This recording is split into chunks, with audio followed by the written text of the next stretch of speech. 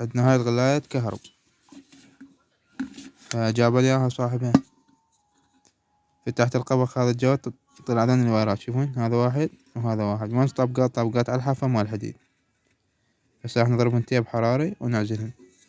فهاي الغلاية يعني ما تعطل، نادرا تعطل، مرات تشتغل او ما تفصل. هاي تنظفها يديك ما تفتحها، الطبق مالتها تنظفها، او مرات ما تشتغل، تلقى القاعدة مالتها ما جاي توصل لهاي السنون. القاعدة مالتها ما جاي توصل، بس ترفع الليط بالقاعدة شوي ترفعها تشتغل عندك.